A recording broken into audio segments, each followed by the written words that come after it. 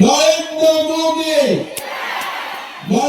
মোদী বহুত বহুত ধন্যবাদ।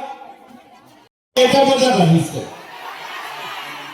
লামডিঙৰ পৰা ইয়াত আহি পাওঁতে কিমান টাইম ২৭,৩১০ গৰাকী মহিলাই আজি মহিলা উদ্যমিতা অভিযানৰ পুঁজি লাভ কৰিব।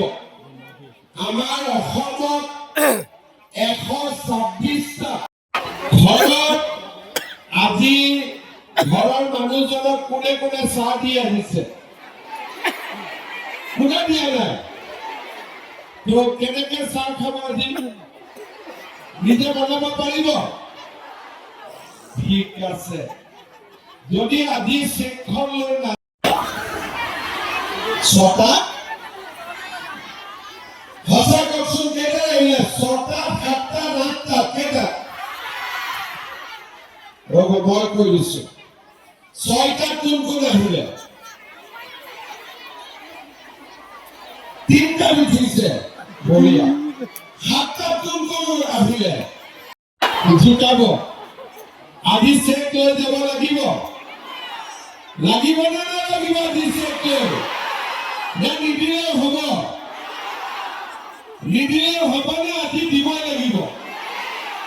এই ৰাস্তাৰ ফালৰ পৰা কওক, আজি দিব লাগিব নে নালাগে? লাগিব। ঠিক আছে। ১৪ গৰাকী মুখ্যমন্ত্ৰী আমাৰ ৰাজ্যৰ শাসন পৰিচালনা কৰিলে। বহুতে বহুত কাম কৰিছে, অসমৰ উন্নতি হৈছে, কিন্তু মহিলাসকলক সন্মুখত ৰাখি যোৱা ৫ বছৰত যিমান কাম হৈছে, আগতে কেতিয়াও মহিলাসকলক ইমান সন্মান আৰু ইমান অধিকাৰ দিয়া হোৱা নাছিলে। এনেকুৱা নহয় যে আমি